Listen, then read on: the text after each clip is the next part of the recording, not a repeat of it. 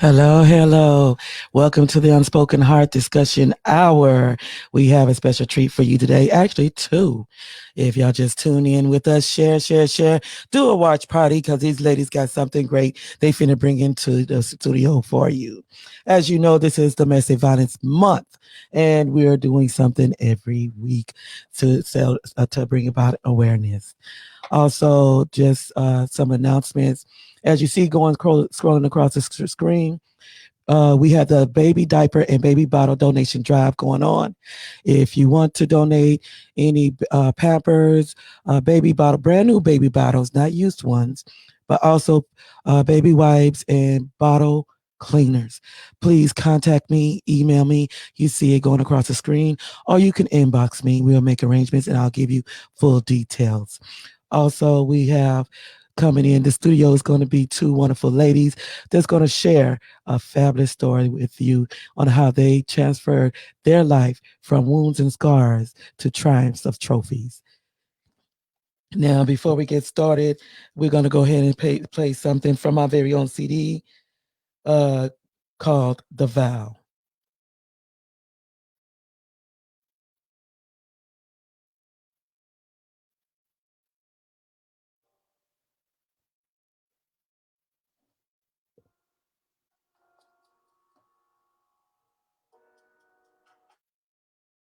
Hold up just a second. I don't know why it's not connecting. There we go. Now, as I said, this is from our very own CD, The Vow. It is available on all platforms.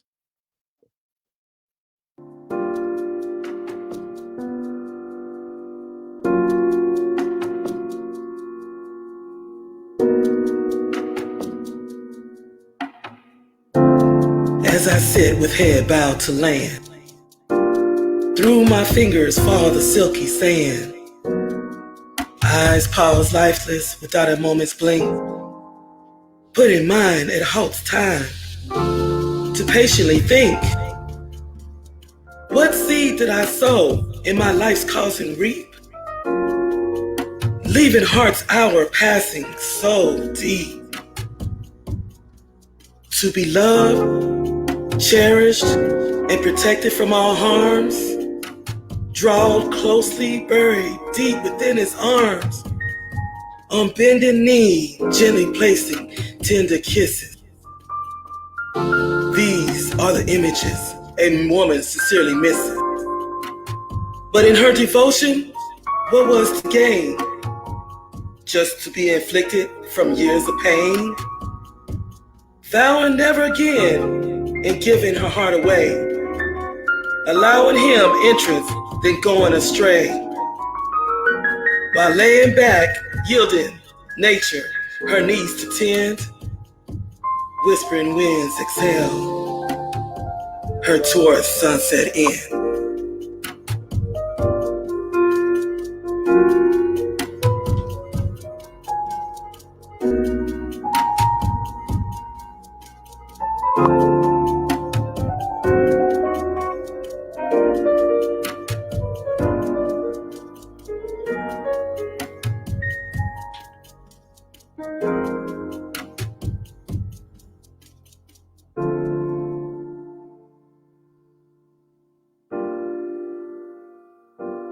That is called The Vow from our very own CD, The Unspoken Heart, available on all platforms. Also, if you enjoy this discussion hour, please. Everything you've been told about after the show, this will be uploaded to the YouTube channel under Spicy Gray. And please go on there, comment, and also like and subscribe.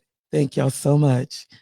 Domestic violence is a pattern of behavior used to gain or maintain power and control over an intimate partner.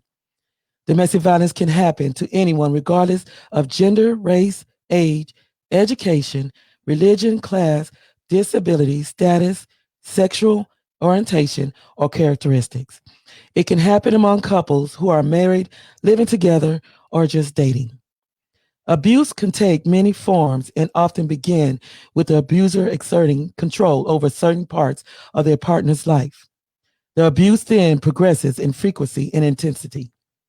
Abuse is in the form of physical, emotional, economical, psychological, and sexual. Data from U.S. crimes reports over 40% of female homicide victims are killed by an intimate partner. This is Spicy Gray with the Unspoken Heart Discussion Hour, and we are breaking our silence and awareness for this domestic violence month. I bring to y'all now from San Antonio, Texas, born and raised. She is a CMA, she is a RNA, she is a CNA. I'm telling you, all these initials are going to run my throat dry.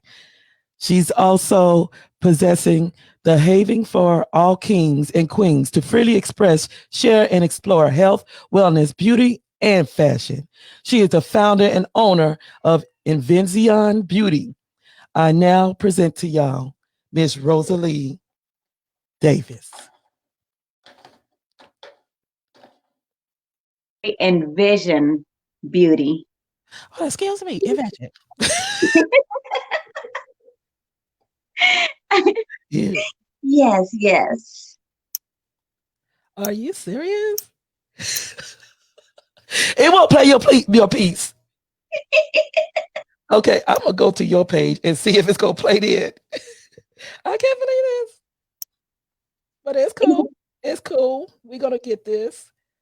Is it because you're on the phone? You know what? It could be, but it's not supposed to be. Honestly speaking. So, how do you pronounce that again? Envision beauty. Envision Beauty. Okay. Yes. Yeah, it will not play your piece. So hold up, let me go to another area. I think I could get it from here. And I can't believe this is going on, but it's cool. Because we can't get it going, we're going to keep on going.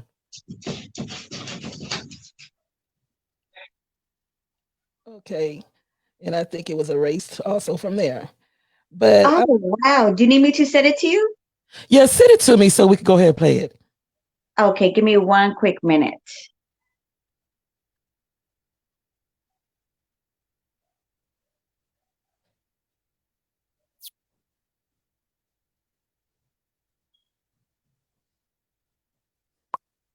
Let me know if you got it. Okay. We're going to see if this is going to work this time. I'm not giving up. So this is Rosalie Davis. Yes, Rosalie. Oh, no. That's not it. No? That's not it. Oops, hold on. You know what? I know Lovely has it because we had sent it to her. Okay, so what I'm going to do, we're going to play it later on down the line. We're going to go ahead and bring in our next guest. And There it is. this is not going to stop us, I'm telling you. There But it is. you know, we're going to get everything together, get this on the roll. And so everyone, we're going to go ahead and bring in our next one. From Chattahoochee, Georgia, born and living in San Antonio, Texas, possessing a crown as Miss Texas most photogenic public figure, published author, artist of Within My Soul, CEO and founder of Jay Shanique's Corner, I present to everyone, Miss Lovely. Hi. Yeah, thank you. I'm telling you, my mind ain't here yet, but you know what? This is for both of y'all. So do you want me to sing the Spicy, I can try and send it to you. Rosalie's piece. Yeah, send it to me and see if we can play it that way. So, because I want everyone to You hear see, it. Lovely got our back. 1 second. See, this is the connection we got together. See, Lovely got our back. That's what it is.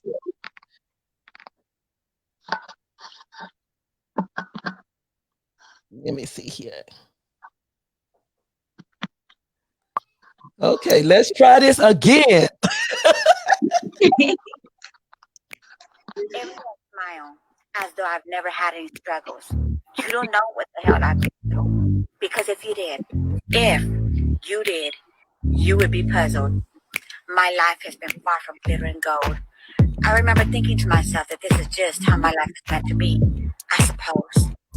I never knew love, what it's like, or even how it's supposed to be. For that reason, I went looking for love in all the wrong places, with all the wrong people, never knowing that all I had to do was search within me. I went from relationship to relationship, all abusive, being cheated on, the black eyes and bruises, faking a smile. This love is elusive. People would tell me to leave, but I held on. I stayed, still thinking that this is how love is supposed to be. All my sacrifices, all that I lost, much more than just my time, almost my life. I finally walked away, but at such a great cost. I'll never be the same. I still flinch with certain touches and cry when I'm talked to a certain way. It's a damn shame. Although I've risen, learned to love myself, promised to never be broken again, I can't help but to think, who's to blame? Are they at fault for being, or me for staying? My life will never be the same, even though I lost so much because of what I went through. I also gained.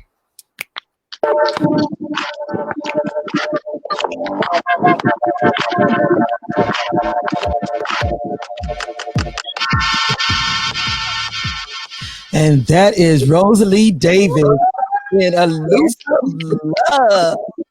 Yes, ma'am.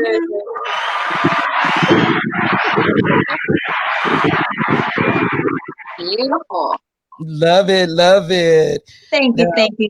You ladies are bringing out the poetry in me. and we're going to bring out more too. Now, we're going to also now play Miss Lovely. And this is her piece, because I know I got the wrong one. Jewel.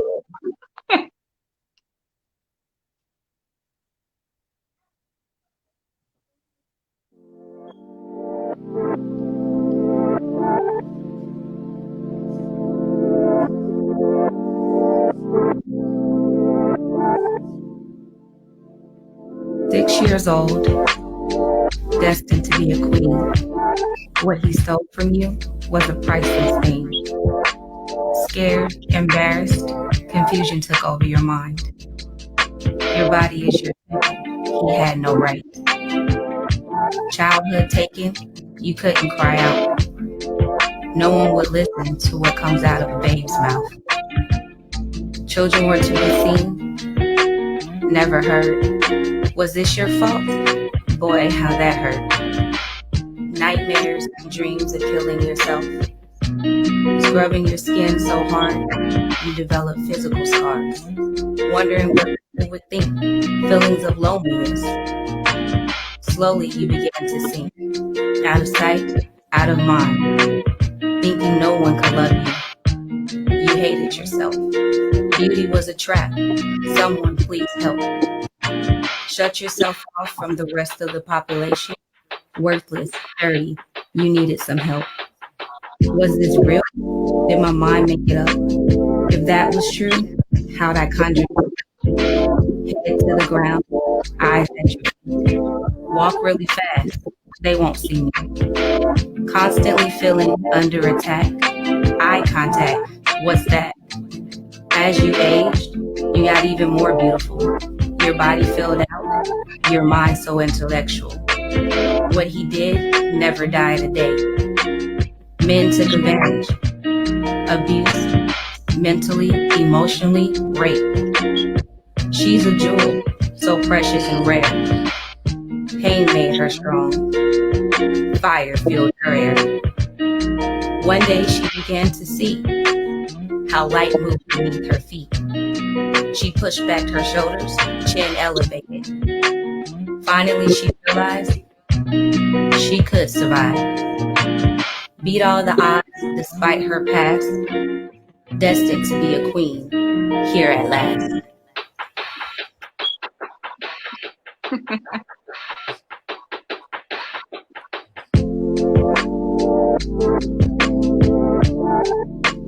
And that is Sin City and J. Shanique Poetry Corner presenting Lovely Vibes, her CD Within My Soul. I love it. So I love it. beautiful.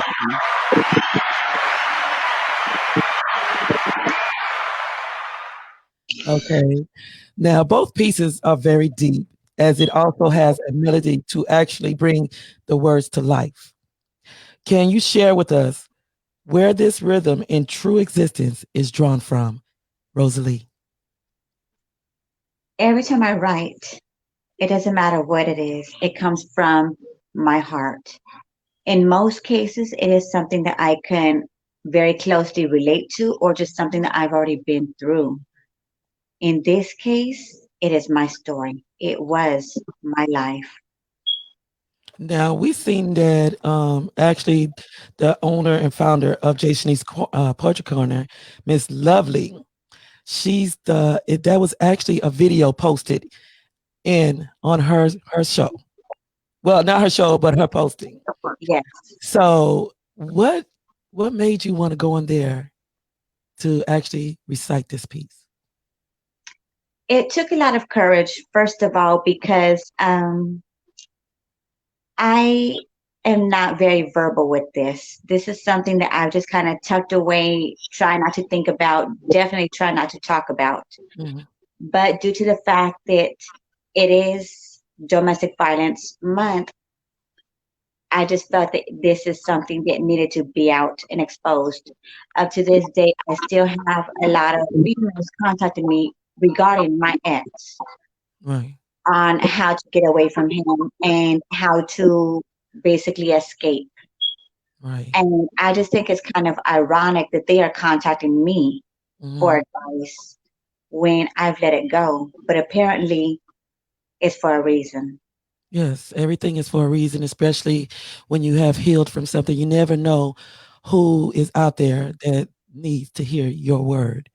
Now, Exactly. Miss Lovely Vibes, can you share with us where this rhythm and this beautiful piece in true existence is drawn forward to?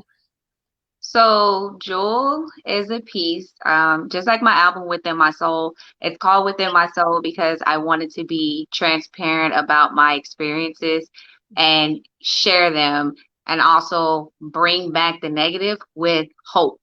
Mhm, Because I realized, that all the years that I may have thought that I wasn't blessed and I felt I was alone, that mhm. God had always been there for me. And at the end of the day, it just made me stronger. So my piece, Jewel, is part of my childhood story when I was sexually assaulted by an older cousin at the age 6.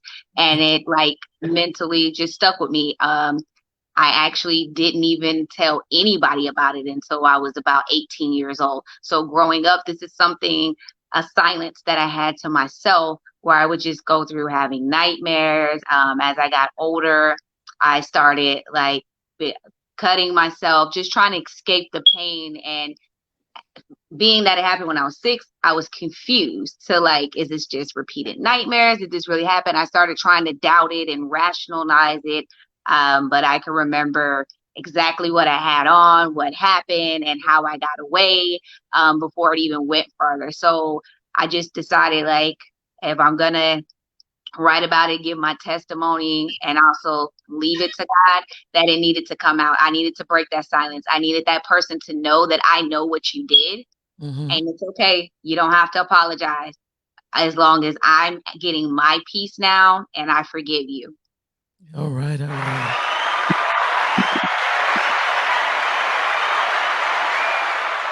Now, in breaking your silence in a poetic style, what message are you hoping to get across to your listeners, Lovely? For me, in breaking my silence, just helping other women, men, children break their silence. Know that they don't have to be embarrassed by it. They don't have to be afraid, and they're not alone. There's resources and help out there. That's why I love, like, I have you, Spicy, I have Rosalie on there. And so it helps when we all break that silence and our voices are heard because a lot of times when you go through these things, you feel embarrassed because you never thought it would be you. And you always say, no, that wouldn't be me. And I wouldn't do that. And I wouldn't deal with it. But when it happens, it kind of takes something away from you to where you rather hide it than admit that it is me. So just the strength of the women and men that are coming out on the corner, sharing their stories, is helping break a chain of silence. I believe when Rosalie posted her piece, I started off by saying, you know what, everybody knows me as Lovely Vibes, but let me tell you about Monica Russell. Monica Russell was not where she was today. Monica Russell was abused. Monica Russell was raped. Monica Russell been through the same things you do. So there's a possibility. It gives them hope. Like they see Rosalie, she's a CEO and founder of her own companies. She's a poet. She's a CNA. She's a mother. She's a wife. So beyond the damage and what that person thought they would destroy in her, she still became strong. She still rose up to who she is. So it's empowering people and giving them hope through testimony, and also letting them know that they will never again be alone. Yeah. Amen. Amen to that. Beautifully put. Beautifully put. And Rosalie, upon let's see, in breaking your silence in a poetic style, what message are you hoping to get across to your listeners? The fact that I know the struggle, I know what it's like. I know the lies that is being told to you. I know the damage that is being inflicted. I want them to know that no matter what they say, no matter how many tears they shed, no matter how many promises they give you, it's not going to change. They will never change. It's never going to stop. That is just who they are. They hit you one time, best believe a second, a third, a fourth, and so on will come. It might start with just yelling at you, but then here comes a slap, and then here comes a busted lip, and then here comes the black eyes, and along with that, you're always going to hear, I'm sorry, it's going to change, it's never going to happen again. And all that is just repetition to them because they've told those same stories to somebody else that they've already abused. Exactly.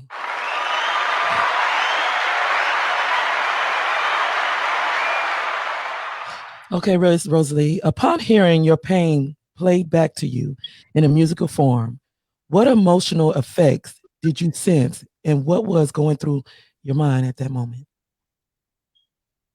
It was almost like a deep scar that was being reopened. With that being said, I guess it's something that I covered up, but I did not necessarily completely heal from it. And just like you stated, by us talking about it comes a healing. By us exposing it, the hurt, the damage, it's going to heal our souls. It's going to heal our spirits, not only our spirits, but also our mentality, our physically. I'm pretty sure that you're left, not you necessarily, but a person that's been physically abused is left with scars. I know I have many, even if they're not physical scars, they're definitely emotional or mental. Exactly.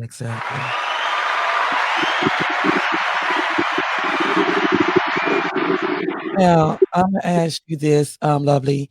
The first time that you broke your silence and you actually went loud with it, with your words, your emotions, and sharing your story of what you went through, what were you actually sensing after getting that out, and how did it make you feel? So I've always wrote it, but never voiced it to anybody else. It was just always between me, God, and the person that was my victimizer. So when the first time, it was nervousness because there were some things that I hadn't even spoke to my parents or let them be aware of. It was nervousness because I know that my abusers had never spoke about it. It's just something they walk around and nobody else knew that they had done per se. So it was also like a weight lifted. Exactly. The silence was broken. Now someone knows about you. I don't ever put names because, again, that's not my place. When their judgment day come, that'll be on them. Right. But just to know that they know it is them, and now there's nothing that they can do to me. It's out. It kind of releases that power that they still had over me by me being silent. Exactly.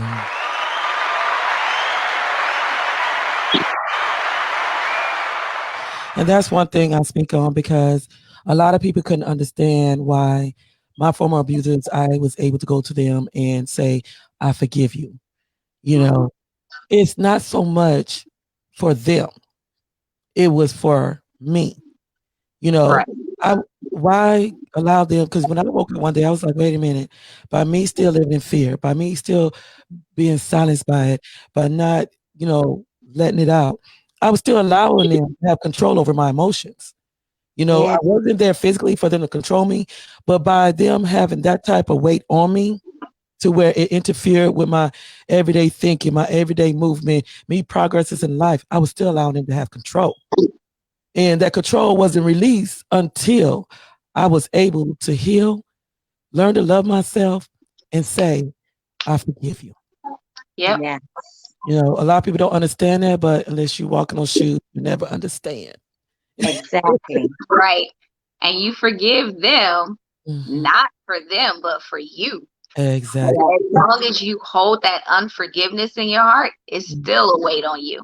Yes. And I mean, you can't move forward into another relationship because the same wounds that you're carrying and holding on to, that's going to carry on into the next relationship. And I hate to put it this way, that next relationship, if you haven't healed or let things go and forgave, that's not going to last either. That's not going to be a happy relationship for you as well. So in Yeah. order to have a happy relationship and something healthy, you got to learn how to actually let it go. Because you have people that say, I forgive, but do you Yeah. actually really forgive? You know, I can actually see my former abusers and just say, hey, how you doing? How's it going?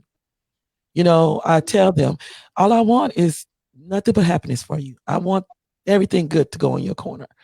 You know, that way, I mean, and they might give you a crazy look because they're like, okay, something's really mental with her. But at the same time, baby, it's not for you, it's for me. And Right. I wouldn't be able to move forward and be where I'm at today if I would have kept on holding on to all that fear, all that pain, and everything that they took me through. So I'm very proud of y'all. Now, Rosalie, this is actually your first time breaking through barriers and stepping out openly to poetically expose your heart from domestic violence. Yes. What is it exactly? What made you boldly allow everyone to see and feel your pain behind your smile? Well, Miss Lovely Vibes has always wanted a poem from me. Okay. And so, with that being said, I went ahead and I found the inspiration needed, that I needed to go ahead and write a piece. And that inspiration was domestic violence, Right. something that I had went through for many, many years. Mhm. And Jason's Poetry Corner was it was the perfect platform for me to go ahead and release myself Mhm. freely, just by basically exposing what it is I'm feeling, exposing how it is that I feel at the current moment. It was a perfect platform. And so, Miss Lovely Vibes, I thank you for that. I thank you for even pressuring me to write that piece. Yes, see, You know what? she, It's because I knew she actually wears the crown. So she keeps on saying, no, you can do this. No, no, no. That's I what it knew was. She story. kept Okay. pressuring me. You trust me, I, after a while, she's going to have that one and she's going to say, okay, you've been quiet. But I guess she saw it in me, Right. yeah. and so I appreciate that, Lovely. And so I went ahead and I had wrote that piece about domestic violence. And we are in the perfect month to go ahead and express myself regarding this domestic violence. Right.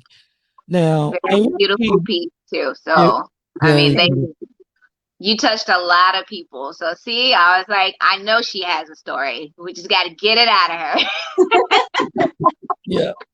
Now, in your Yes. piece, you stated, I remember thinking this is the way my life was supposed to go. Being Yes. a victim of abuse at that time, what or why did you think and feel that sort of treatment was purposed for you? Going through it, you don't see no other way. You don't see a way out.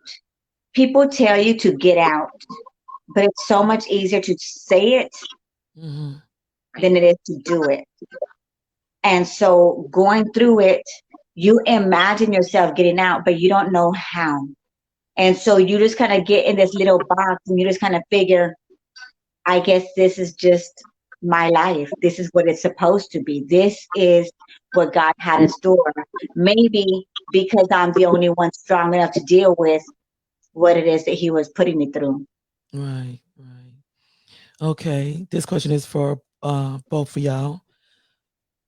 Being a victim of abuse at that time, what or why did you think and feel that sort of treatment was purpose for you? This is Lovely's question now. I don't know if I ever felt like it was purpose for me. I think more of I made excuses for it to try to make it not be what it was. Um, so at the time that I was in, and I'm gonna say my first Mm-hmm. abusive relationship, I was young. That was my only second relationship since I was 16 years old. So all in all, I didn't know better. I didn't know what real love was. I thought it was flattering that he blew my phone up 24/7 and got mad if I didn't answer. I Yeah. thought it was him just loving me. I thought that, him telling me he couldn't be without me, I didn't think he really meant it like that. So I was just like, that's sweet. And once I got involved and once I got to the part where I felt like I loved him, Mm-hmm. I felt like it would be wrong of me to judge him if he made the mistakes that he made.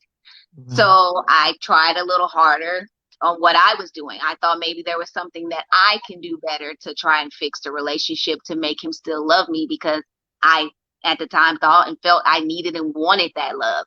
So, the little things like Rosalie said earlier, the loudness, the little push that he was like, no, I just didn't know you were that tiny. That was a little harder than expected. I kind of said, oh, okay, at Yeah. the same time, getting up with bruises on me, that means you kind of knew you pushed me too hard. But, and then it just went from 1 to 2 to every time a random stranger saw me on the street. You know him? Okay, now we gonna fight. Never in front of people, so a lot of people were unaware. And of course, if you're doing those things, he was good at what he did. He made sure that I never had markings on my face or on parts so people would actually see. Mm-hmm. And so it was just love that I felt, and like I said, what I thought was love that Right. held me there. And then my moral standards, because again, in the beginning, he was dishonest with me, but he was good with words, and his favorite, one of his favorite things, conversation rules a nation. Yes. So when I figured out like he was way older than me, because he told me he was just a few years older than me, Mm-hmm. I was going to actually break up with him then because you lied to me. But he Right. flipped it around to the fact of I was being shallow if I left because I had already said I loved him. So me being me, and I'm a caring, I was like, okay, I don't want to be known as that person that, care about that thing. So not thinking like he lied to me, but thinking like I didn't want to know as being shallow because I left him because he was so much older than me. Right. Now when I think about it, I was like, hey, I could have left because you lied, but too late now. So it was just kind of like being young and not realizing, not experienced enough into relationships to know that that was an adult relationship. In my eyes, I was like, this is my first adult relationship, so maybe this is how it's supposed to go. Wow, wow. Now we have Miss Patrice looking on with us, Patrice Wilson, Darren A. Jefferson, Ariel Todd. Hello, hello, special lady. We also have Dee Dee Dukes, Alton Lee, Barbara Calloway, Sin City. The Real is also watching. He says, hello, ladies. Hey, Miss Lovely. He's there. He outside on the porch.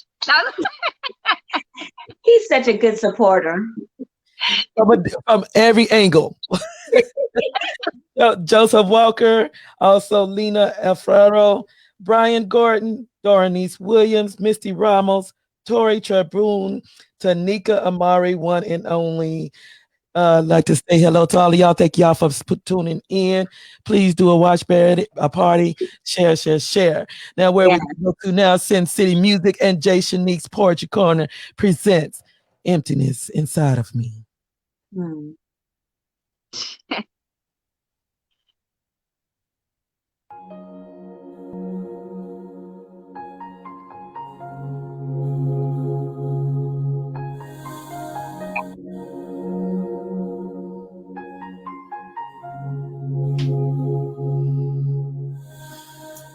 There's an emptiness inside me that eats away at my soul.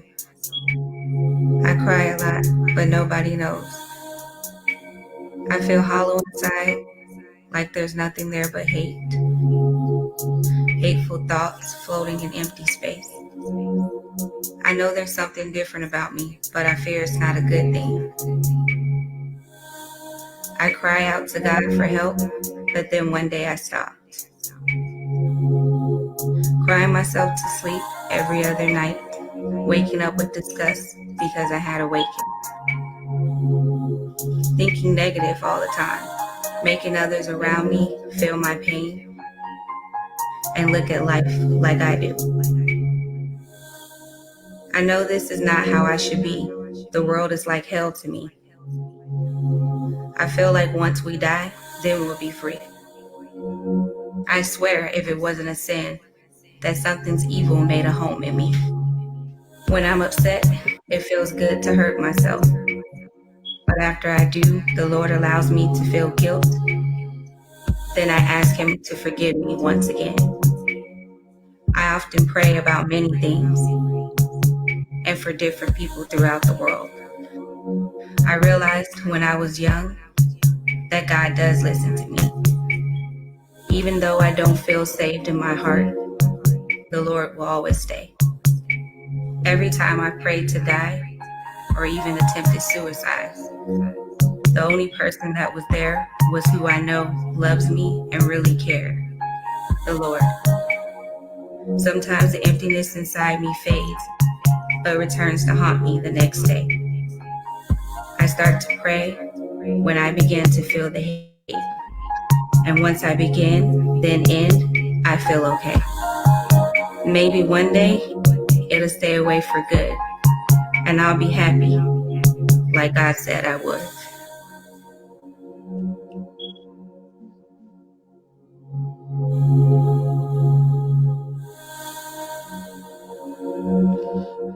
That's Sin City Music and Jay Shanique's Poetry Corner representing and presenting within my soul, Miss Lovely Vibes.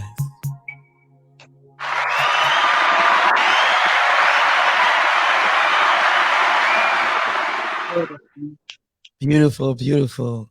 Now, Lovely, you stated on your track, I cried out to God for help, but then one day I stopped. Why was it that you had given up on help from Him? And did you feel He wasn't hearing your cries, and why? Yes, so actually, I wrote that poem when I was about 16 or 17 years old. So it went back to the abuse and the sexual assault when I was 6. I felt like I couldn't talk to anybody. I didn't want my parents to blame themselves for what happened to me. I felt dirty. I didn't understand why, if God says all children are innocent, why was so many things happening to me at such a young age and I was going through things. But I wanted to believe at the same time that someone had to love me, anybody. And that's where my faith actually came from, through being alone and through feeling like I had no one else to turn to. But there became a point where I kind of cursed God because He was allowing so much to happen to me. He was allowing me to not feel love like I saw other people have, to not have a childhood. It was taken away from me so young, that I didn't understand sex only through my abuser. It was introduced to me before even my parents or educators or anybody got to speak to me about it. So it became something that was wrong to me, something that I looked at and viewed as a bad thing. And I just felt dirty just growing up. And again, I never told anybody about that until I was 18. So the whole time growing up, I would have nightmares and I would just scratch at my skin and try to just come out of it. Mm. So I started developing like this emptiness. I started praying to God, which is probably, weird, but that he just let me die, that he just let me go. Why would he put me on the earth just to be tortured Right. and abused? But again, like I said, in my mind, I'm like, well, if I go to hell, I'm going to be tortured. So I started feeling like, okay, maybe I'm working to get to heaven. Maybe I'm in hell on earth right now. So I don't want to be stuck here. So that made me keep my faith as well and continue to pray. And just the thought of somebody had to love me, somebody had to care about me. And it was only him who I could see at that time. So that's another reason how I became strong in my faith, because at the end of the day, I still grew up, still excelled in school. I Bless you. still, was able to write. And now he has me where I am today. And a lot of my poetry, I'll go to sleep and wake up and just begin to write. So he tells me what part of my testimony I learned, that he used me to help and make sure that other people knew that they are not alone and they're never alone.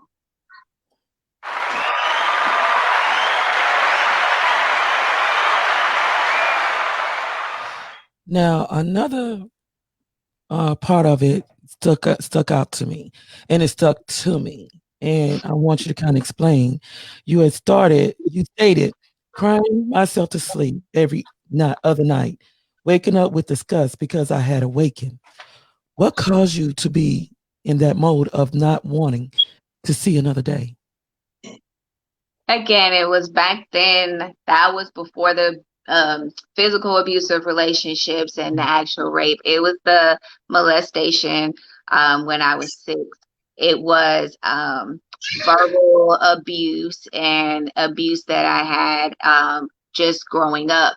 And I used to have nightmares because I had never told anybody about it. Like, it would literally replay step by step in my mind every single night what happened to me when I was 6 years old, what I had on, and me begging for my cousin to stop, how I got away.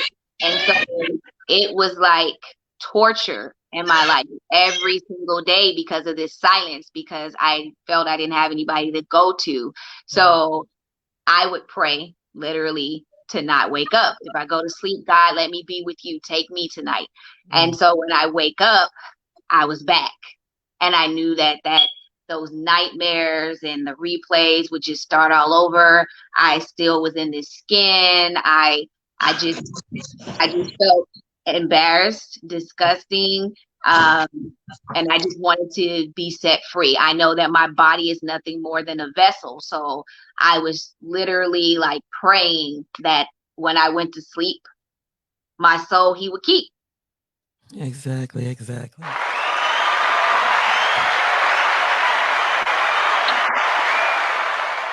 Hello, my Chef Tish. She said, hello, ladies. Awesome. Okay, at the time you two, and this means both of you, were enduring domestic abuse, how did you view yourself as a woman? We're going to start with Rosalie. During the time frame that I was being abused, I saw myself less as a woman. During that time frame, he managed to knock out every ounce of self identity that I had, every ounce of self esteem that I had. I was no longer who I once was.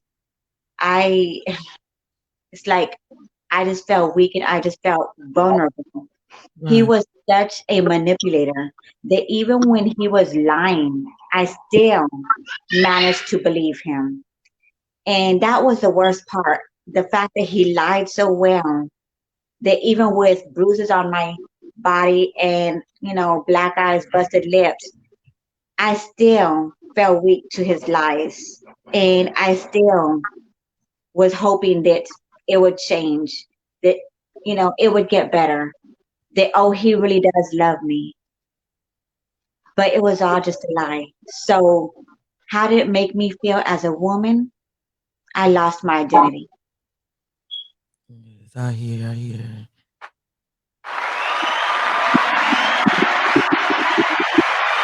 Now we're gonna go over to Lovely Vibes with the same question. So my abuser, it was a little bit different. His way of picking his women was actually like a game, is how I looked at it. He would pick strong, independent women who he could break. Yes. So when he came into my life, I was a manager at a hair salon because I am a cosmetologist. Um, Also, I worked at an after school program for a school district. I was a single mom, and I was doing everything on my own. So he saw that in me, and he actually, out of his own words, saw the beauty in me, but he wanted to break my strong will. Um, so how I started seeing myself, I mean, he put me on a pedestal, but to him, I was nothing more than a trophy that no one else should see, which of course is impossible if you're walking on the street with me. Um, I lost my identity and became every woman he wanted me to be. And the reason I say that is because he told me what kind of weave to wear. He told me what to put on. He told me what color. He taught me and trained me on the things that, how you get your man not to cheat, regardless if he was still cheating or not, is you be that perfect woman. I ran his bath water. I made sure his stuff was out for him, whatever he wanted to have with a certain amount of seasoning. I had to relearn to cook in order to cook correctly for him. And again, it made me feel, it was contradictory because, again, in my eyes, this is him trying to help me be in an adult relationship. He always told me how beautiful I was. He always complimented me and told me good things. So at the same time where I was losing my own identity and being retrained to how he wanted me to be, I still felt empowered in a sense. And how I turned it around to make it appear like I wasn't in an abusive relationship is because, like most people, it's reflex. If you hit me, I'm going to fight back. I've always been tiny. So, of course, he would always win, but I kind of had a mouth on me back then. So if you say something to me, I'm going to talk back, but I would go run. I knew I had to outrun him, lock myself in the bathroom before he got to me. Even sometimes afterwards, he would still get to me. But for me, after going through it, I and trying to leave him, it installed a fear in me. It made me start walking with my head down because if I even made eye contact with somebody, he would swear that I knew them or I was creeping with them. He would start calling me names. There was a time where he was strangling me in the car and there were men, women walking by. And he just pointed out everybody that just kept walking by while he was doing this to me and let me know nobody cared about me. Nobody cares about you. You see that person walking by, he didn't stop. He's not going to help you. He made it to where I was isolated. And I felt like it was fear. I felt like I see these people, these pedestrians walking by, men especially, and they wouldn't even help me when he was putting his hands in front of them on me. So it started slowly breaking down that boldness and that feisty in me to let me know, this guy can kill me and no one's going to help me. He can do it right in front of everybody. And they're going to keep walking because they don't want to be involved. Exactly. Exactly. And by you mentioning that, I know I tagged both of y'all in a post that I happened to see earlier. And Lovely just reminded me of that incident. I know Rosalie had commented. Did you get the chance to look at it? I couldn't even, I saw what it said and I couldn't even look at it. I replied to your comment and I read Rosalie's, but I was like, I just don't understand stuff like that. Yeah. I don't understand how people, because somebody can hear you or people hear it. You can at least call 911. It could be anonymous. Nobody has to know about it. But people, they won't. They won't stand up. They feel like it's not their business. But to me, it is your business. It is your responsibility to help someone that you Exactly. see going through something, or you even hear. You know what it sounds like, and you Mhm. know what sounds right and what doesn't. Yeah. But I mean, a lot of people, they try to lean on the reason of, well, I don't want to be involved. But at the same time, I'm not for sure. And I mean, y'all might know, but isn't there a law that when you don't, is the failure to render aid?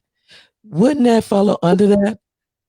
Because Yeah, even people were there, they was watching. There was even one guy, if you could listen to the video, he was saying, "Don't do that, bro. No, bro." You know, you saying that was not stopping him. And at the same time, if you was listening, he wanted the guy to videotape the way he was beating her. yeah. He was saying, "Grab the phone." And you say you didn't watch it, but Rosalie, what went through your mind when you saw that video? The fact that I've been there before, Hmm. and it really hurts. It hurts more when people see it, people know it, Hmm. but nobody cares enough to speak on it. Nobody cares enough to do anything about it. Exactly. It's their boy, it's their friend. Look, dog, I'm not going to get involved type of thing, The thing about it is like he none of my knew this. business. He knew this, Rosalie, because he even stated on the live video, he said, where your friends at now? Who gonna come help you? I Yeah. seen the comment where the cousin stated, please don't hit her.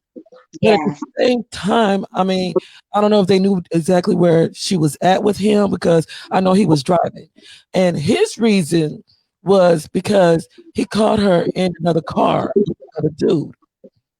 He claimed it was cheating, but even if she was cheating, that doesn't justify what he did to her.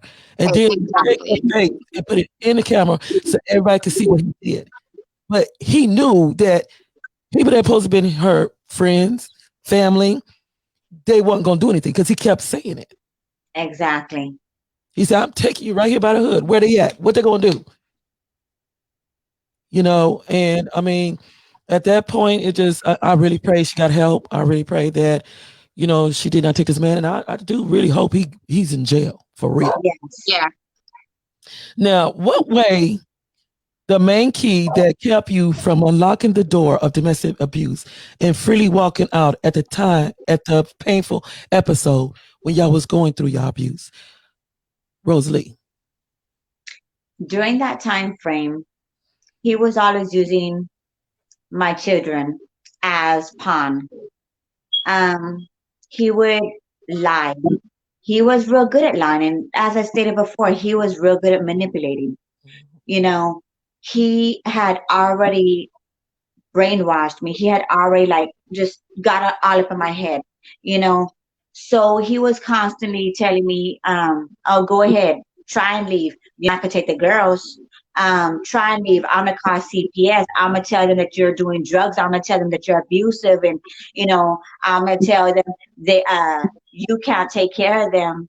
And it's like he knew that was the one thing that mattered most to me at that time frame. And so, with that being said, he always used it against me. Mhm. And so, for me to sit there and try to even fathom the thoughts of being without them, Mhm. I could not even do it. They are the reason why I stayed so long. Mhm. But then I had to make a choice. It's either my life or the gravesite. Right. Because I know you posted pictures and breaking your silence. The steps of breaking your silence. The video wasn't the only step, but you posted pictures of holding your daughter where I assumed that he had just finished putting hands on you. I seen a door that was damaged. Could you kind of tell us a little bit about that? Um, they saw everything. It got to the point to where they were fearful of him. I remember them being shook the moment they even saw him. Mhm. They too were walking on eggshells because of just his presence. Mm-hmm. you know. And I remember him trying to choke me, basically just beating me so bad. If it wasn't for the neighbors, by the grace of God, calling the police and having the police literally break in the door, Oh, wow. I would not be here. They caught him over me, trying to smother me with the covers, trying to suffocate me, and they tackled him to the floor. Mm. And the sad thing about it was that even though I was so beat up, Mm-hmm. I was so shook, I still, crazy as it sounds, I still loved him. And the worst part is, I still wrote a letter to the Mm-hmm. judge stating that he didn't abuse me, Mm. and therefore no charges were filed against him. And the thing about it is, the police saw him. The police wrote the statement on what he was doing. Mm-hmm. But because I was so foolish, Well, I'm not gonna say foolish. I mean, you for one was living in fear. I know we had many talks. You was living in fear. You all you wanted was somebody to love you. yes, And it was a hard thing to go through because you had the love for your daughters. yes, And I know now the law is supposed to be to where no matter what the woman says, the district attorney is supposed to press charges. exactly. So, I do give all hats off to you for, escaping that situation. A lot of people don't understand. You're not stupid. You're not weak. It's an illness. Yes, And definitely. it's something that people need to understand that women and men need help from. Yes. I thank God that you're here today, looking beautiful as ever. Thank you. Now, lovely, can you tell us what was your breaking point where you grew exhaustion from the abuse and said, enough was enough? My breaking point was the back and forth Mm-hmm. because my abuser started kind of flipping it around and making me feel like I was crazy one. Mm-hmm. And if I wasn't acting the way I was acting, we would have been okay.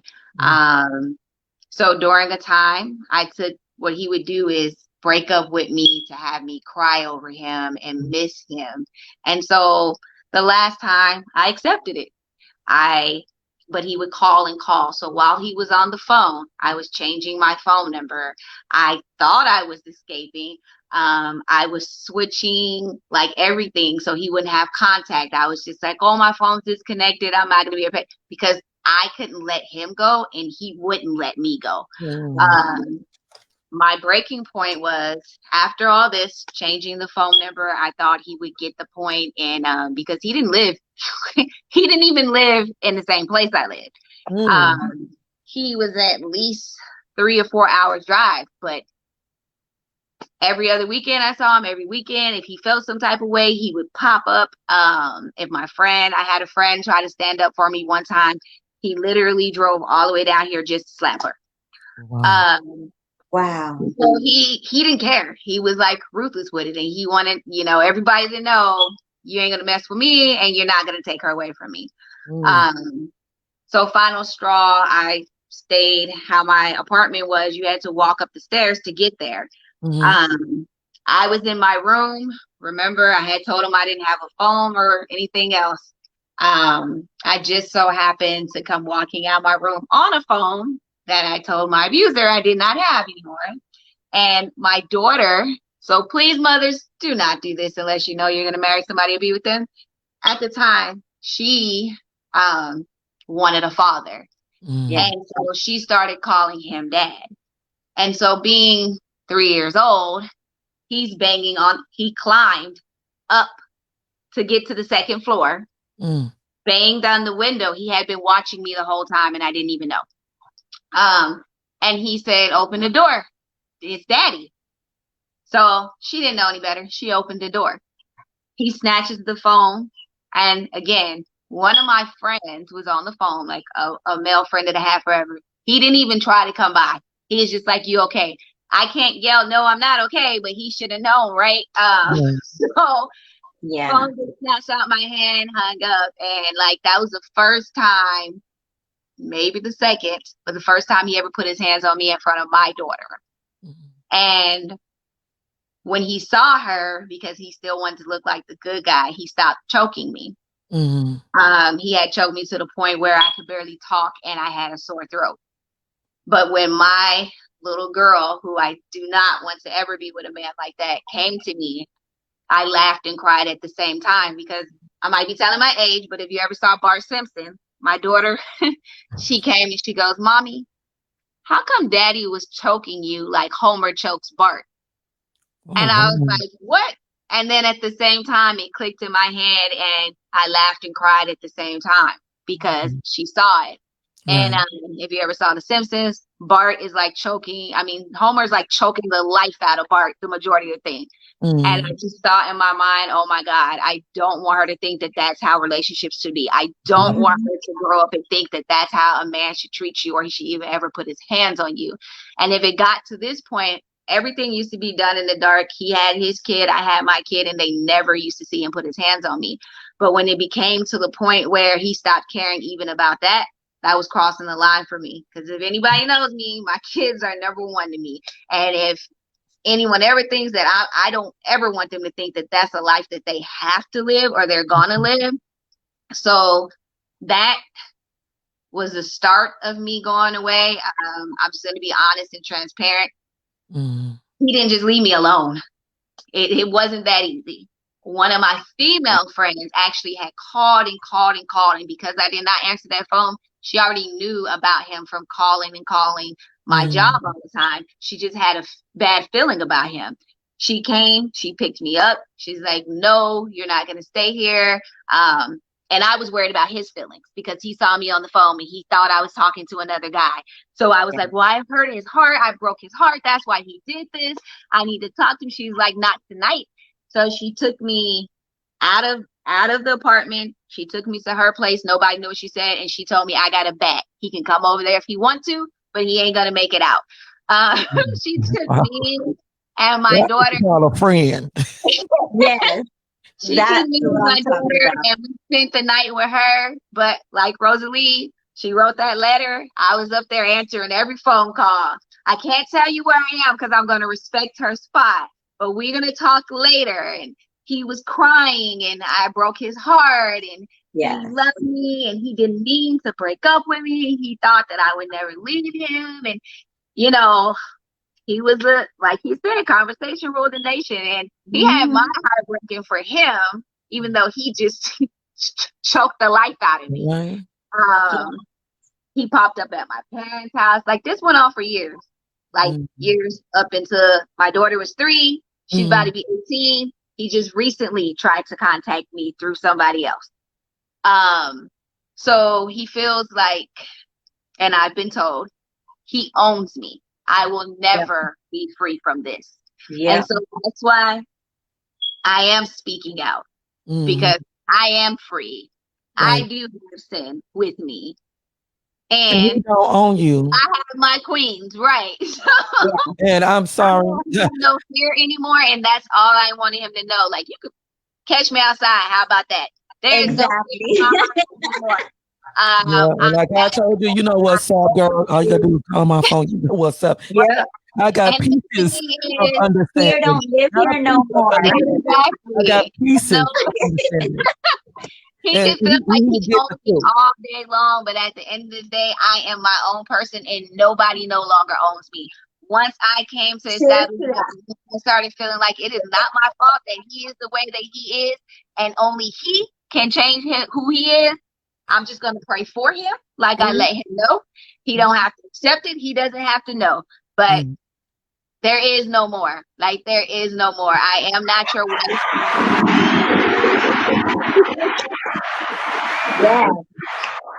Yeah.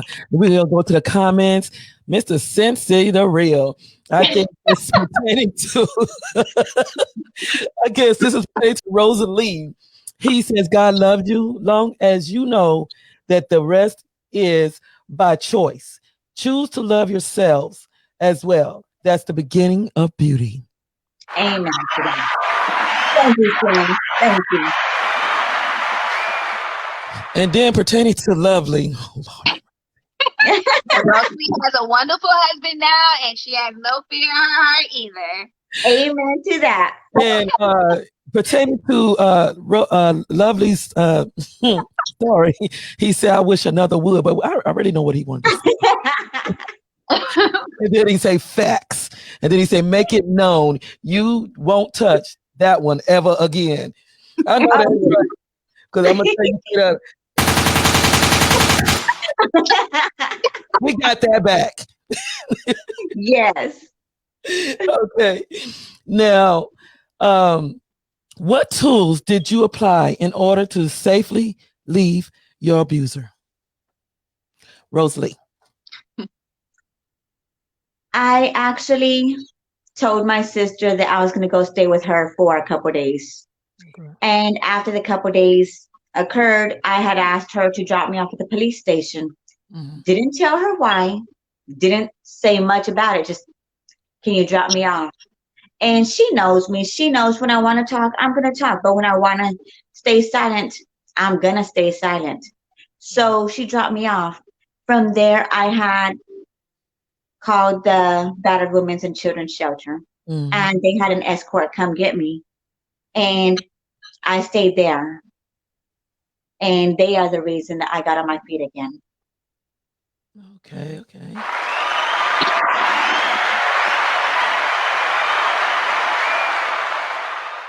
Okay, we're gonna go to another interlude. I don't know if I played this already. My mind's just been like all over the place. But we're gonna go to Miss Lovely Vibes, and we're gonna say Sin City Music and Jay Shanice Poetry Corner presents Lovely Vibe and Free.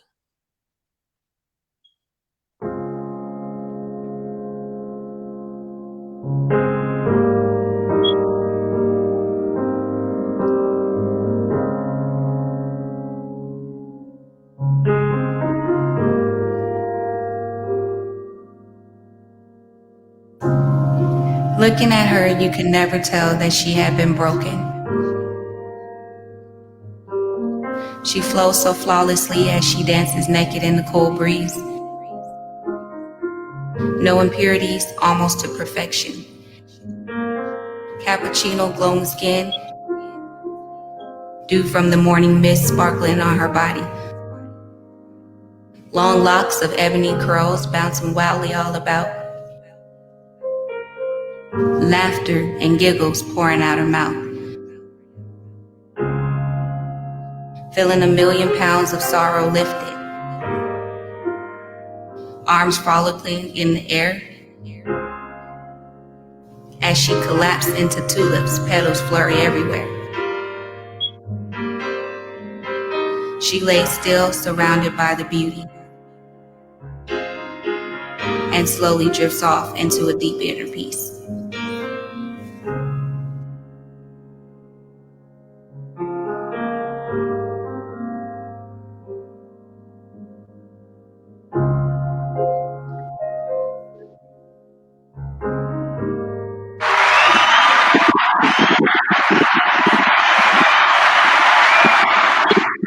Now, Lovely, can you share with us a little bit about that and tell us what is the meaning behind that, the words in there?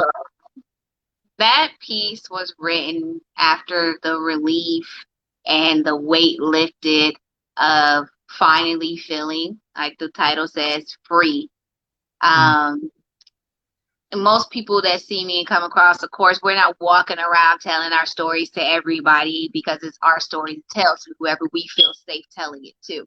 Right. But they see Rosalie's beautiful smile, Spicy's always smiling.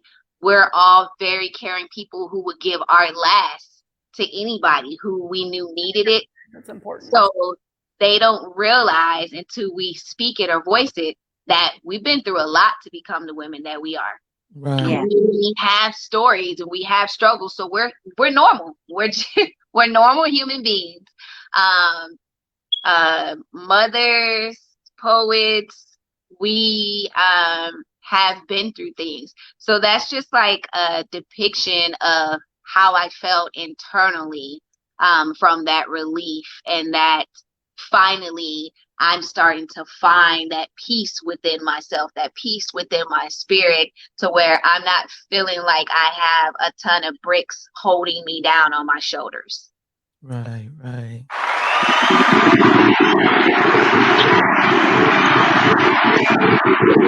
Love it, love it, love it. Now, now that you two are no longer victims of abuse and are domestic violence survivors, can you share with us how you transform your wounds and scars into something positive in order to exemplify that there is a way of living happily without abuse? I'm gonna give this one to Lovely.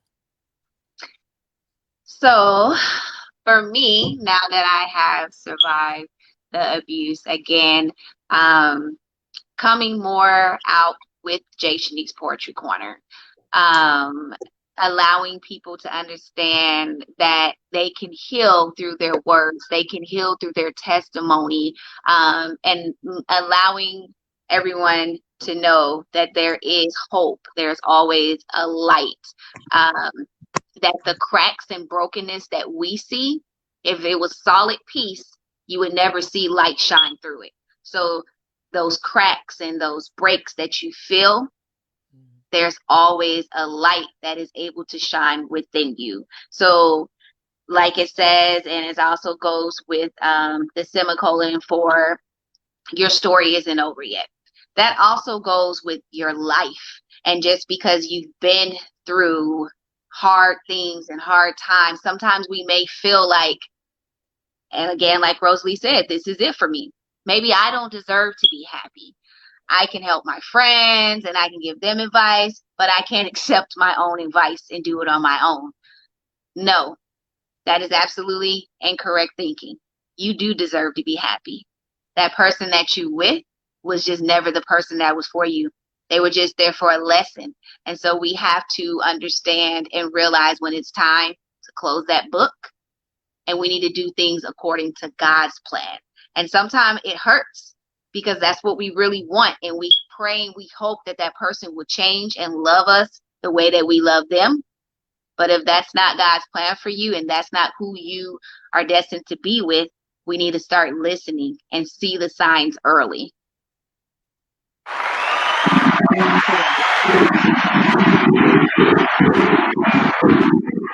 Now, before we go to Rosalie with the same question, Sin City said, "That's my heart. Go ahead, baby. Be free." And he said, "And don't abuse and misuse them. Lies, deception, and mistreatment of a woman like that comes with a high cost." Exactly. That's why I said it's a high cost to get. But also, he says everyone has their season in your life. Sometimes that season comes to an end. Exactly, exactly.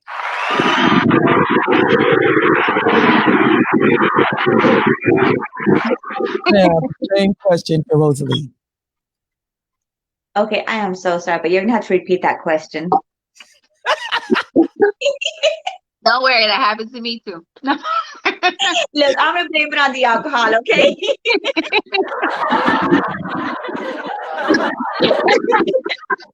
Okay. Now that you two are no longer victims of abuse and are domestic violence survivors, can you share with us how you transformed your wounds and scars into something positive in order to exemplify that there is a way of living happily without the abuse? Rosalie.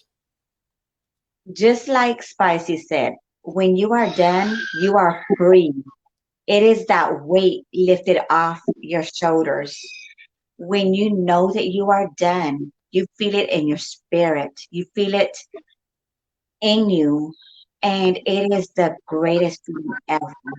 You walk around with your head held high like it's never been. You walk around with smiles, you cry for no reason. Nobody knows why you're crying. It's that cry of joy, the tears of joy. It's what the Lord had brought you out of, because I know when I was in it, I couldn't smile. I had a shadow hanging from me. But coming out, I don't wish this upon anybody. And anybody that I see going through it, I'm going to let them know that there's no change. You need to get out. You know, um, like it just feels good to finally walk away because you can finally be you. And that you is the person that you lost being in that relationship. That you is the person you need to find again. And guess what? That new you is going to be a whole lot better than the you that you once were before and even during that time that you're with your abuser or even abusers. So it's definitely a blessing coming out because you see yourself in a whole different light, in a whole different manner. And that is when you know that you have no limits. Nobody else can push you back in that corner. Nobody else can do that to you again because now you know better.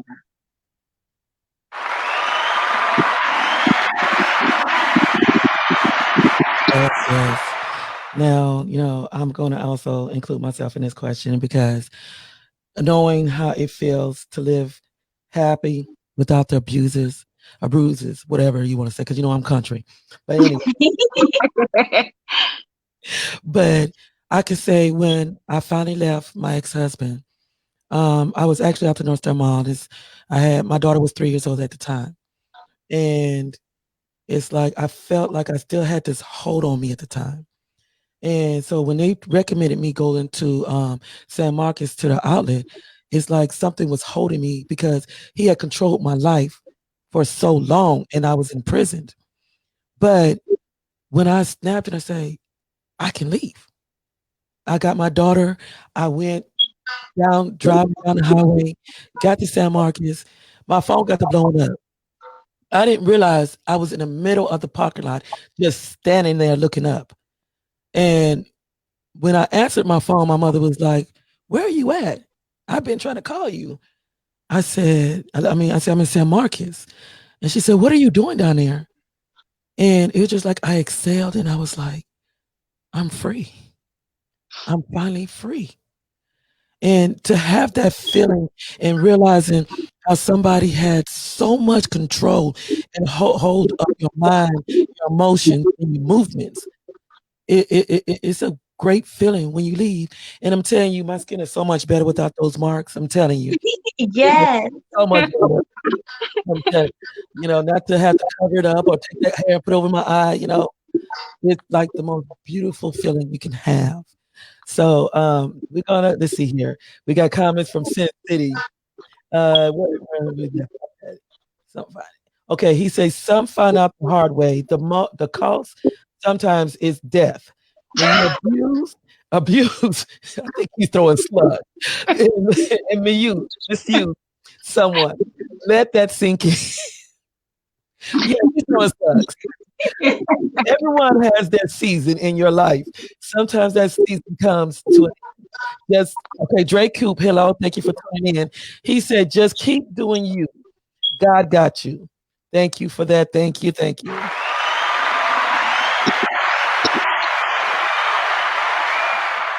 And Sin City, the real cosign, say facts. Drake Coop. I could just hear him saying that.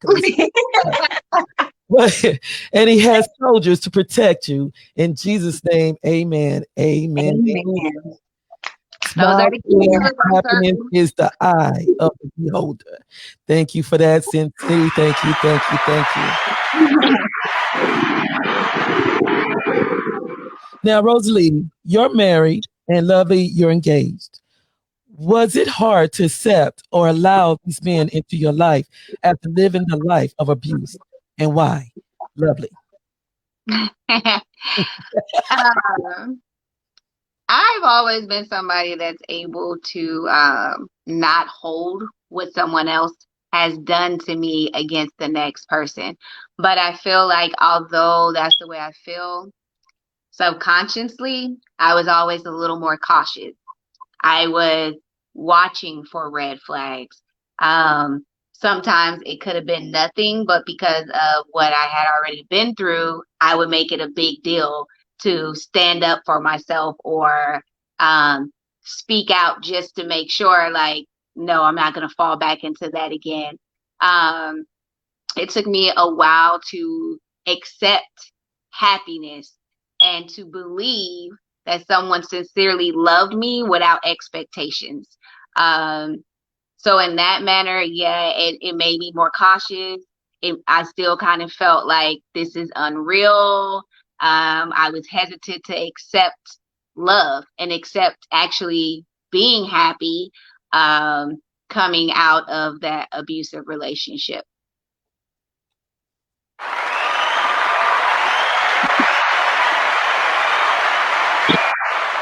Now, Rosalie, was it hard to accept or allow your husband into your life after living the life of abuse, and why? Yes, it was very hard. Ask him, he'll tell you. Let me put my brother-in-law on the spot. um, it was very hard for the simple fact that I know what I've already gone through. He didn't know. And I didn't want to be the one to tell him either. Um, so for that reason, like when we first met, I was done. I was completely done with relationships. I didn't want a man. I didn't want a boyfriend. Don't look at me. Like nothing. Just leave me alone. But he persisted. And he persisted. And he wouldn't stop.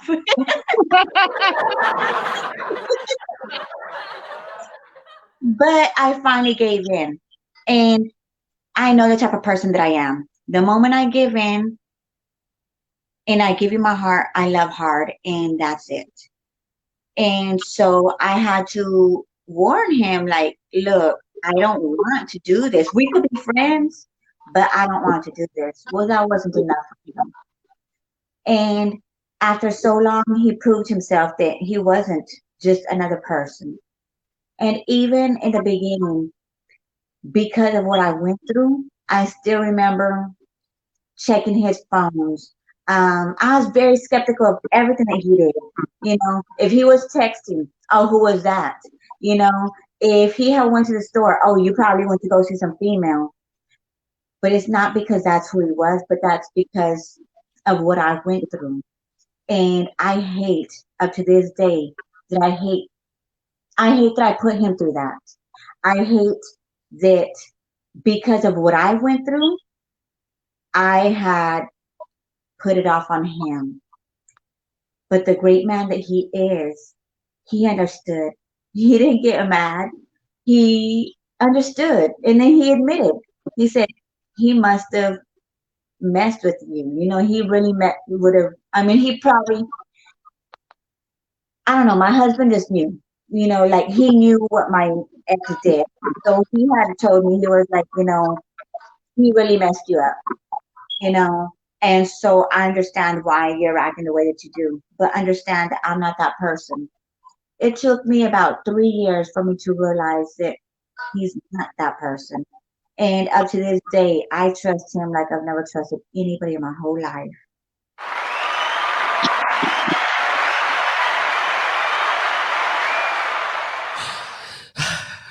These comments from Sin City, I'm telling you, I love you, Sin. I'm telling you. He said, she put me through hell. Laugh out loud. Just So I'm then not he the only one. and then Sin says, I pursued her too. Laugh out loud. It's okay, Rosalie. Yeah. We know what we saw. Laugh out loud. He says, I understood too. I would walk through hell with gasoline draws on for love.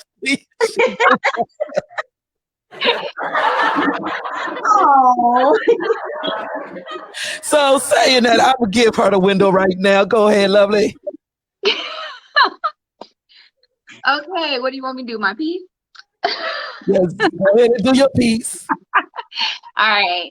And yes, Rosalie, I did do him the same way. I was like, nope, I just want a friend. I'm just going to wait on God. I turned him down. He kept trying to meet me. I was like, nope, nope, I'm busy. Yeah.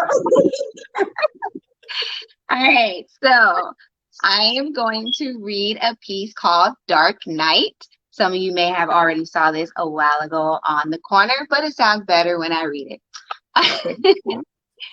It started off with lies and manipulation. Age ain't nothing but a number. Wisdom comes from within. Experience, pain, spiritual growth. Young, heartbroken. Any boy's dream playing field. Boys, not men. Young, broken, vulnerable. Searching, wanting true love. To feel needed and appreciated. Everything she felt, she was missing. Misunderstood, misled. She had never felt so betrayed. Abused, not physically, the worst kind. You see, bruises heal, not abuse to the heart. They race straight to the brain, drive a knife through your heart. Not even a sharp one, a dull butter knife. You feel every push, the metal slowly digging in, until one day you break, shatter like a glass. To the floor, spirit broke. He still wants more. To own her world, consume her thoughts, control her will, rip her soul apart. He loves her. That's what he said. No one will ever have her, not even when she's dead. Along a love so strong, he didn't know how to deal. Started as a shove, next time too. She fell to the ground, got up and kissed you, worshiping everything about this man, ignoring obvious signs of abuse. He loves me, thinks I'm beautiful. I love him too. A man passed by. He smiled, not to be rude. He threw her in the house. Who was that dude? She pleaded, begged. He beat her, spit in her eyes, then forced himself in between her thighs. He loves me, she cries, through all of this. He was still a good teacher, taught her well. With his wisdom, way with words, they still play over. In her head today, if you knew your worth, you'd always get your way. Those words, his words, saved her life, changed her number, started a new life.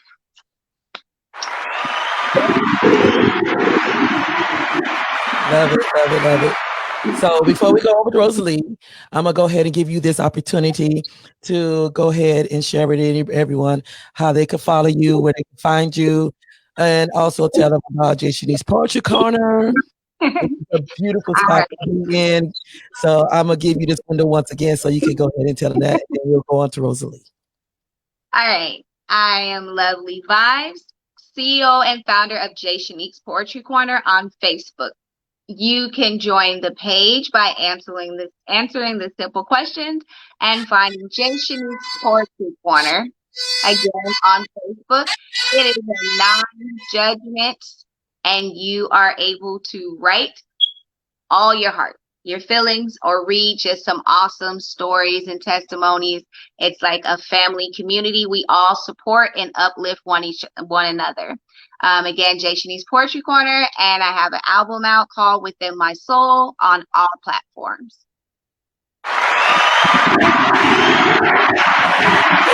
Thank you. Now we're gonna go over to Rosalie, and then we're gonna be headed out with one of my tracks on the CD. Rosalie. All right, this piece I had wrote. It is called And She Rose. She rose like a phoenix, found strength she never thought she had. She lost herself dealing with you, but now she's learned that she has no limits. This new woman is far from weak. She has let go of idle tricks and lies. She will no longer turn the other cheek. You kept her down for far too long. All your abuse, lies, and deceit had her thinking everything she did was wrong. You used her kids as pawn, threatened her knowing her kids was the only thing that mattered to her. That was the only reason she held on. With each passing day, the more she hated you, But with that hate, she grew stronger. She knew she had to make a choice. You constantly said that you love her, but deep down, she knew. She knew that every word you spoke and every tear you shed was a lie. She battled her thoughts and feelings daily, thinking one day this might become the person that you once were. Again, she's left with a black eye. You threatened her with her kids and family. You knew where to find her. She hated it because she didn't want to put anyone through that mess, and she still rose. So still, she stayed to keep from becoming a casualty. Still, daily, she grew stronger. With each hit, fractured bone, black eye, bruises, and busted lips, she knew she couldn't do this any longer. How? When? She had so many questions but couldn't ponder on them. The day she finally left, she knew she was set free. Although he took what mattered most, she had to make the hardest decision of her life. Will it be him or will it be me? She will never be completely whole, but she will no longer be held in bondage. She found her strength. Now it is she that is in control.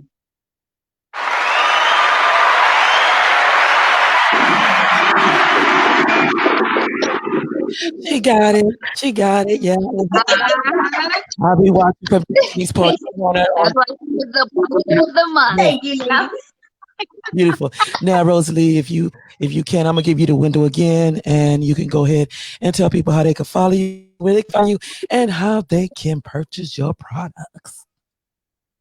Okay, my name is Rosalie Davis. You can find me on Instagram or Facebook under Rosalie Davis. Now, I do have a business page which is called Envision Beauty.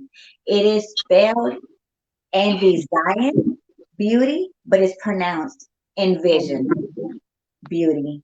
Okay, you can go ahead and go to the Facebook page under the business page Envision Beauty, look at my products, or else you could just type in envisionbeauty.com and it will give you a listing of all my products. Now, I do specialize in all natural healthcare and skincare products as well as other accessories. So the best thing for you to do is go ahead and that link that is going to be available on this page and just take a look at my page, either the website or the Facebook page. You have Instagram, you can also take a look at it on Instagram.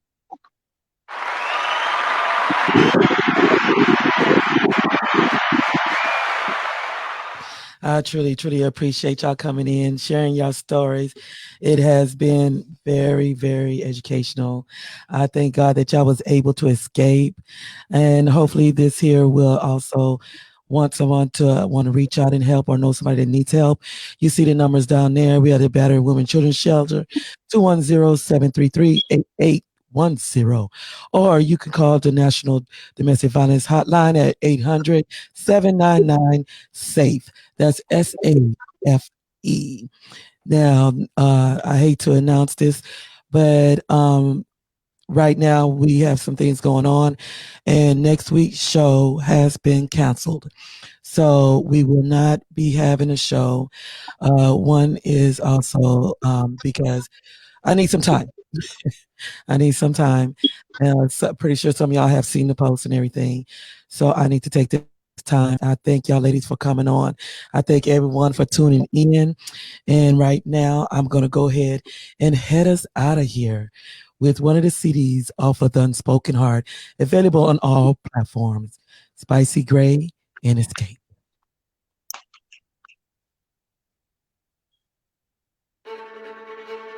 After this commercial break.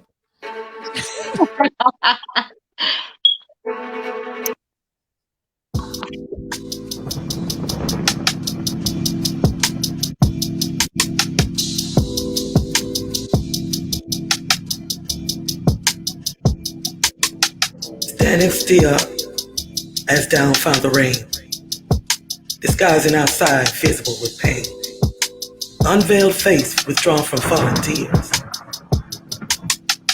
cloudy waters hidden all apparent fears. It's just the little things deep inside of me, dreaming of what the mind began to see. There's nothing in this world I'd rather do then allow thunderstorms to erase outline images of you. Slowly lowering eyes to wetness beneath my feet. Gazes of reflection to focus expression meet. Wondering how I escaped from instilled scars. Sleeping soundly in the comfort of unmarked cars. While raising my head to stars from above. Softly speaking, Lord, send me peace significant to a pearl-white dove. All as a woman, my heart won't let it be.